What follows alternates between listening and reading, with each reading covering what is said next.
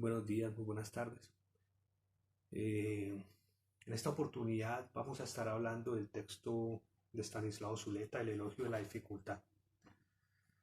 Bueno, Stanislao Zuleta es un profesor, es un pedagogo que se dedicó al estudio de la economía, al estudio del psicoanálisis y que fue representativo en muchas universidades de Colombia, incluyendo la Universidad Pedagógica y Tecnológica de Colombia, incluyendo la Universidad Nacional, la Universidad del Valle, que a la larga fue la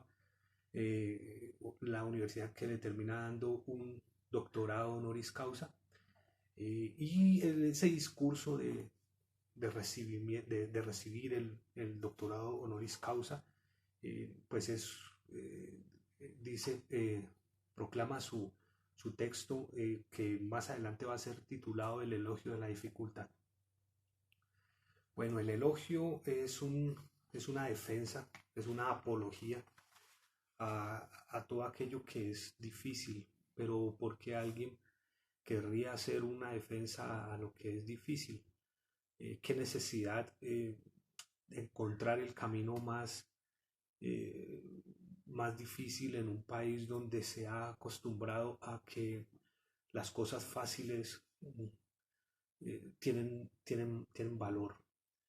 Yo creo que justamente por eso mismo es que lo hacen, ¿no? En un país acostumbrado a llevar a cabo las cosas con el más mínimo esfuerzo, es necesaria una voz que diga, que proclame eh, lo importante que es el hecho de resaltar todo aquello que tiene que ver con lo que no cae del cielo de la noche a la mañana, ¿no?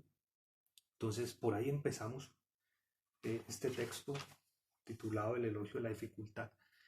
Bueno, al principio, Stanislao Zuleta comienza proponiendo un ejercicio de imaginación. Es la imaginación, es el hecho de imaginarse cómo es la felicidad.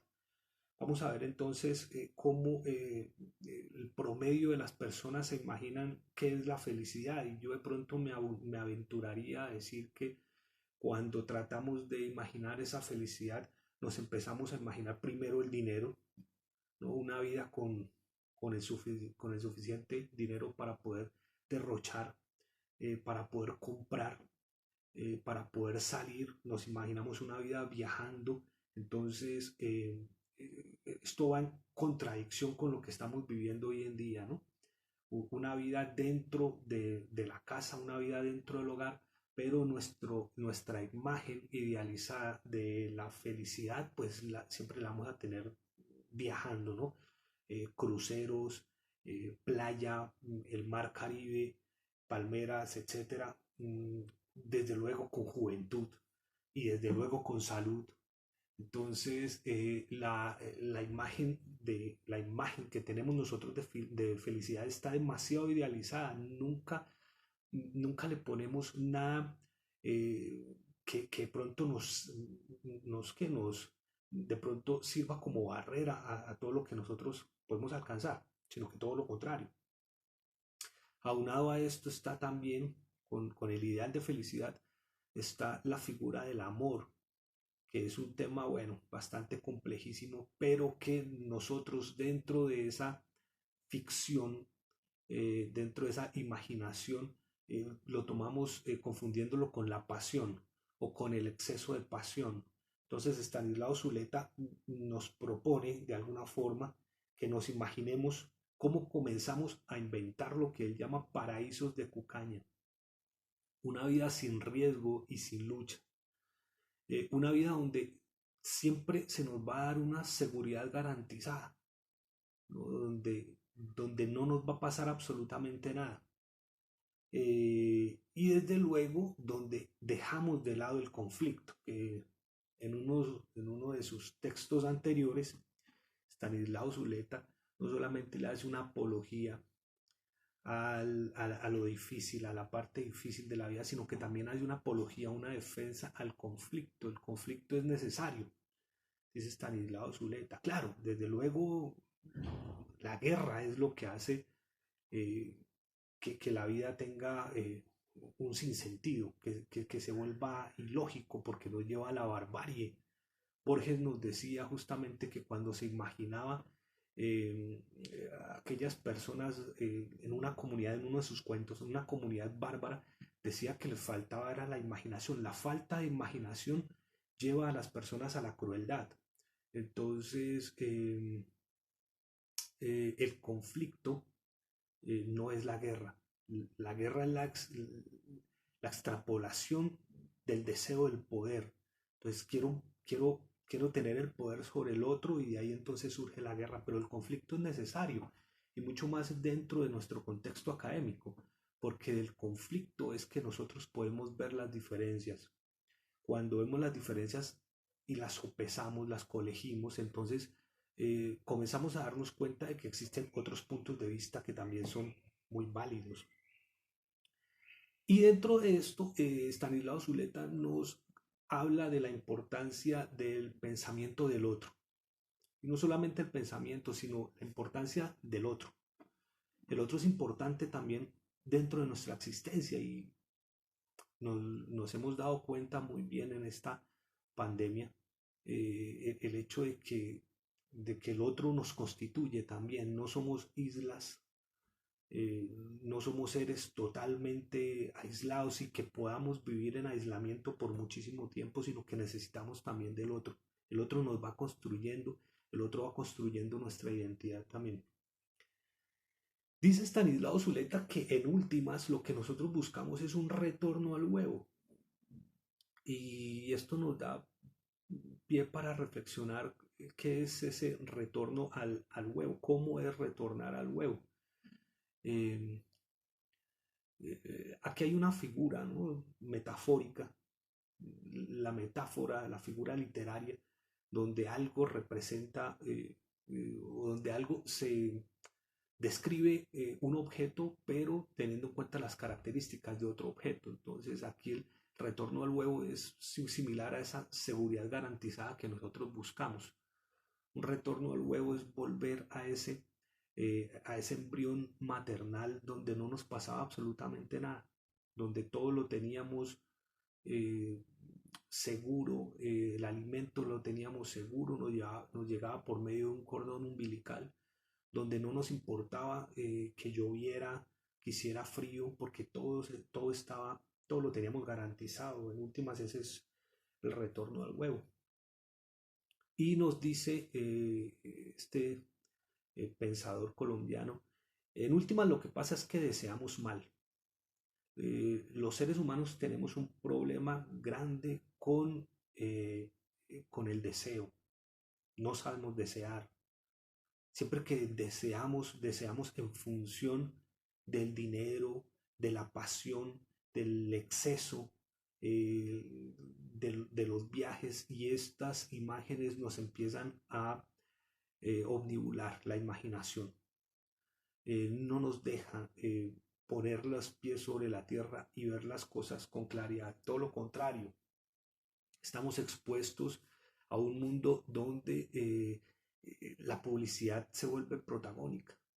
Entonces cualquier mensaje publicitario puede llegar al ser humano casi que de manera directa porque no pasa por una razón, por un proceso de crisis, de crítica, sino que se queda solamente en el deseo y esto pues nos lleva en últimas a tener problemas con los demás y con uno mismo, desde luego. Una de las cosas que se puede evidenciar esta forma de desear mal es en la cuestión del amor, ¿no? La mujer que siempre está esperando el príncipe azul, que desde luego no existe, y el hombre que siempre está esperando esa mujer idealizada, romantizada en el siglo XIX, que ya desapareció afortunadamente. Y bueno, pues siempre vamos a tratar de idealizar esta situación.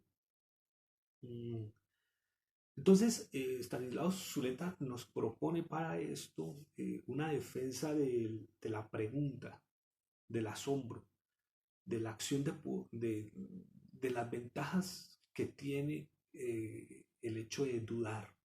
porque de la duda es que sale el verdadero conocimiento y del asombro, desde luego. Entonces, en su texto, Stanislao Zuleta nos dice, en lugar de darle tanta importancia a la respuesta, hay que darle importancia es a la pregunta. Eh, Cuando nosotros tenemos una pregunta, tenemos un camino hacia dónde ir, pero cuando tenemos una respuesta, aparentemente todo parece cerrado, esa vía ya parece cerrada. Parece como si ya no hubiese para dónde más transitar y eso dentro de la academia eso es problemático. De estas circunstancias, de que el hecho de que las personas no, no ceden a la pregunta, a la duda, a la filosofía, es donde aparecen los caudillos políticos a solucionarle la vida a los demás. La persona que funge como líder político capaz de resolver todos los problemas de la sociedad. Entonces, el político que puede ayudar en educación, en salud, en vivienda, becas para todos y que empieza a crear una especie de paraíso, no de país de cucaña, como dice Stanislao Zuleta al principio. Eh, Pinta esos pajaritos en el aire y las personas que de pronto no tienen o no se han dado al trabajo de la crisis, de la duda, caen muy fácilmente. Otra parte que también puede ser aprovechada o que puede aprovechar esta situación son las iglesias, los pastores que comercian con la fe, los pastores que tramitan con las esperanzas de las personas y que en últimas lo que terminan haciendo es recogiendo un rebaño que a la larga pues termina gestionando un lucro o agrandando las arcas económicas de una iglesia. Caemos en una concepción paranoide de la verdad, dice Stanislao Zuleta. Entonces, yo tengo la razón y el otro simplemente es un enemigo, ¿no? Esto es bien peligroso y hay que repensarlo, ¿no? Cuando yo tengo la razón y por qué el otro no puede tenerla. Entonces, de aquí se polariza muy fácilmente. Yo que soy un ejemplo, ¿no? Yo que soy de derechas, entonces todas las personas que son de izquierdas son mis enemigos y están completamente equivocados. O viceversa. Yo que soy una persona de izquierdas, entonces pienso que el enemigo es encarnado por un político X o Y y que ese político puede tener la capacidad absoluta del mal, mientras que yo o mi grupo tenemos la capacidad absoluta del bien. Esta polarización es muy peligrosa dentro del pensamiento o dentro de la búsqueda de ese pensamiento autónomo porque nos pone a nuestro semejante, al otro, no como una persona con la cual nosotros podamos establecer nexos para llegar a un bien común, sino como el enemigo. Y como es un enemigo, hay que vencerlo, hay que derrotarlo. Eh, Bien, entonces, con todo esto, Stanislao Zuleta nos habla de la causa. Dice que la entrega a una causa puede pasar que conciba toda crítica o toda duda como una traición.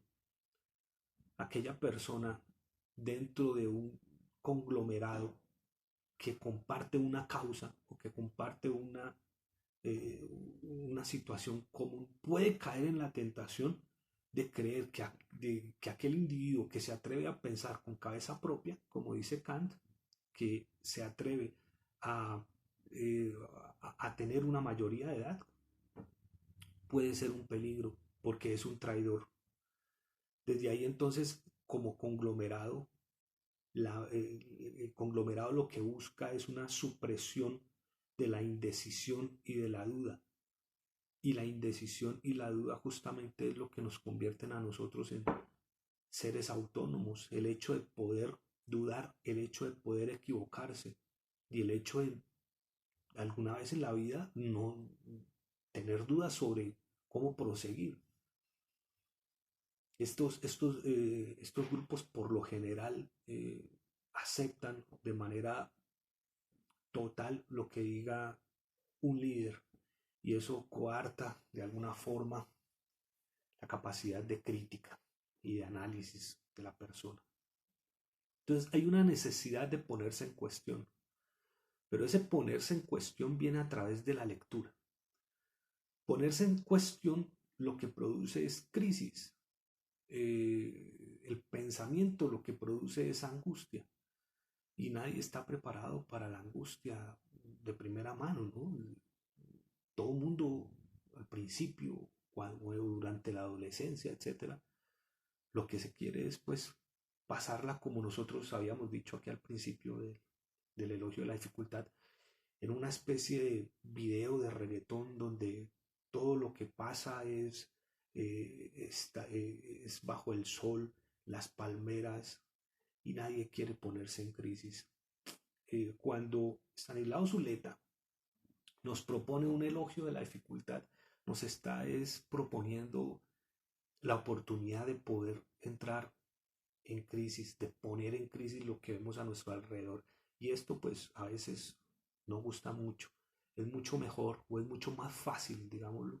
Es mucho más cómodo quedarse en un sillón viendo pasar la vida sin preguntarse nunca nada acerca de su existir. Bien, entonces, visto así, cobra demasiada importancia el hecho del respeto a la diferencia, el respeto a aquella persona que piensa distinto, a aquella persona que actúa distinto, que hace distinto, ¿no? Y también el hecho de poner en crisis el pensamiento propio.